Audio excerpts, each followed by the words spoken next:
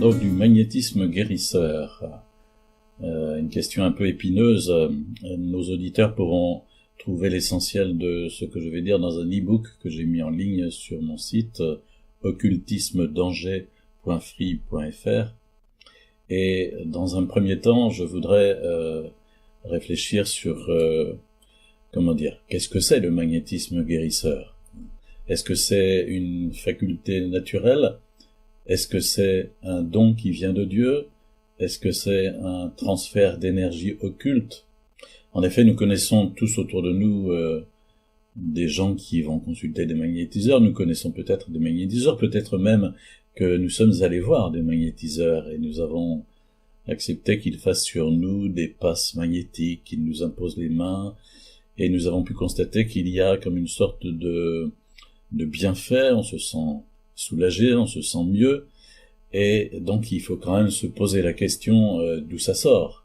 Qu'est-ce que c'est? Parce que beaucoup de chrétiens, au fond, ne se posent pas beaucoup de questions sur ces choses, et puis concernant ces affaires-là, au fond, on est prêt à empocher, et puis ça suffit, on va pas plus loin. Donc réfléchissons un petit peu, quelle est l'origine du magnétisme guérisseur? Dans un premier temps, on pourrait peut-être dire que il y a des personnes qui naissent avec du magnétisme, elles l'ont pas cherché, elles se découvrent un beau jour qu'elles ont ça au bout des doigts, et par exemple elles posent la main sur quelqu'un et la personne dit « Oh, ça me fait du bien, continue ». Et puis il y a des personnes qui découvrent un beau jour qu'elles ont du magnétisme parce que c'est comme une sorte de trop-plein qui s'écoule suite à des demandes qu'elles ont faites elles-mêmes auprès de guérisseurs, de magnétiseurs, et ça ressort sous cette forme-là. En fait, quand on essaye de lire et de réfléchir autour de cette question, il faut évacuer un certain nombre de choses. Par exemple, dire que le magnétisme ce n'est pas l'attraction exercée par certaines personnes, par exemple. On disait elle magnétise les foules, mais ce n'est pas ça le magnétisme guérisseur. Ce n'est pas non plus l'électricité statique si les horloges se dérèglent, les montres, etc. Quoique ça puisse voisiner et qu'on constate que chez les gens qui ont un don de magnétisme guérisseur, il y a aussi ce phénomène-là. Ce n'est pas non plus ce qu'on pourrait appeler le toucher relationnel ou le toucher qui apaise, la main bienveillante qui touche le lieu douloureux et qui peut procurer un apaisement grâce au contact. Ce n'est pas non plus l'intuition. Alors qu'est-ce que c'est le magnétisme guérisseur? Et si l'on voit, par exemple, je me suis rendu sur un site internet qui s'appelle scienceetmagie.com, et je vois cette définition pour le guérisseur, le magnétisme dont il constate chaque jour les effets bénéfiques est une source d'énergie universelle qui émane des corps vivants, des minéraux et des éléments les plus divers qui forment le cosmos. Bon, ça c'est une définition du magnétisme en général, mais on ne nous dit pas qu'est-ce que c'est que le magnétisme guérisseur. Un peu plus loin, on trouve ceci appelé fluide vital, fluide éthérique, fluide céleste, magnétisme animal ou humain. Il représenterait, selon Mesmer, une énergie émanant des corps célestes, analogue mais beaucoup plus subtile que celle de l'aimant. Bon, on n'est pas beaucoup plus renseigné, on va nous parler de magnétisme mental, de comment agit le magnétiseur, mais en fait, on voit bien que parmi les trois hypothèses que j'évoquais au début, à savoir un don naturel ou bien un don qui vient de Dieu ou encore un transfert d'énergie occulte, c'est plutôt la troisième hypothèse qu'il faut privilégier. La pratique du magnétisme guérisseur désigne plutôt la communication d'une énergie subtile, non identifiable, non quantifiable, à laquelle le magnétiseur ne peut avoir accès qu'en se mettant en état de médiumnité, en état de transe quelque part. Et cette énergie est captée, puis elle est renvoyée par l'effort de la volonté vers la cible, c'est-à-dire vers le patient, et c'est particulièrement marquant au niveau des photos par exemple. Et ils disent souvent qu'ils renvoient l'énergie vers le support dont ils sont en possession. Et le praticien, donc, quelque part, prend autorité pour pouvoir réaliser un transfert d'énergie. Il y a comme une forme d'emprise de la volonté du magnétiseur sur celle du patient.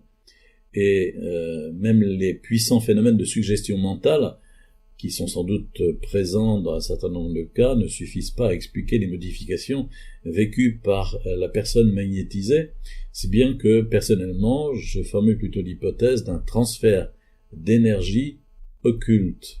Et ce transfert ne se fait pas sans l'aide implicite ou explicite des esprits des ténèbres qui gouvernent le plan occulte sollicité. Donc la prudence nous invite à ne pas y recourir, car les personnes qui utilisent le magnétisme guérisseur manipulent les énergies. Et donc on ressort de la séance chez le magnétiseur, on en ressort, excusez-moi de l'expression, bidouillé.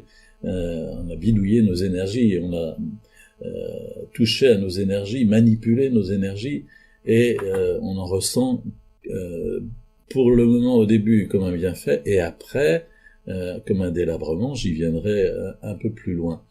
Il m'est arrivé de recevoir des magnétiseurs et de constater que au fond elles étaient tellement grisées par ce don qu'elles possédaient que d'une part elles ne s'interrogeaient jamais sur l'origine profonde de leur don, mais d'autre part elles finissaient par se trouver dans une sorte de syndrome de toute puissance.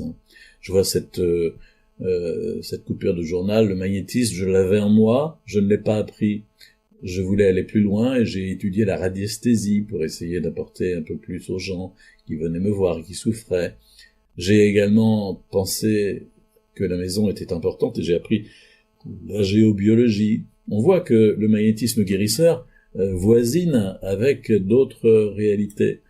Mais voilà, on ne s'interroge jamais sur l'origine de ce don. Et je vois ce magnétiseur que j'avais reçu au moins 2 fois me parlait de ses guérisons. Il me disait, je fais ça par téléphone, par photo, sur de l'écriture, par télépathie, à distance. Je peux faire tout ce que je veux, disait-il. J'ai enlevé quelques sorts par la force de mon magnétisme. Je fais aussi des prières et je chasse Satan de la pièce. J'ai du magnétisme. J'utilise mon pendule, etc., etc. Et il me racontait toutes sortes de choses assez invraisemblables, si bien que j'ai cherché avec lui quelle pouvait être l'origine de la chose, et on a abouti à une origine diabolique familiale. Et souvent, les gens qui font du magnétisme guérisseur, qui ont du magnétisme guérisseur et qui l'exercent, observent sur elles-mêmes des conséquences problématiques. Elles ont l'impression de devenir comme des éponges qui absorbent le mal présent autour d'elles. Il y a comme une sorte de déséquilibre qui s'inscrit en elles. Et alors après, elles recherchent des protections. Par exemple, cet homme qui est magnétiseur et qui téléphone pour avoir le prêtre exorciste, car il se dit aux prises avec des difficultés. Et il éprouve comme des mauvaises ondes, dit-il. Il connaît probablement l'expéditeur, évidemment. Mais en fait, il exprime sa propre transformation personnelle qu'il a déséquilibrée par l'exercice du magnétisme guérisseur. Et comme je vous le disais tout à l'heure, au fond, le magnétisme guérisseur, le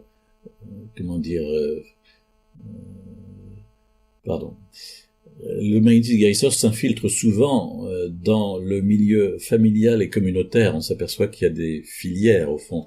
Déjà, mon père avait ça, ou encore, quand il y a une religieuse dans une communauté qui a du magnétisme, ça touche les autres, et ça finit par provoquer de grosses difficultés intracommunautaires, des complications, des divisions, etc.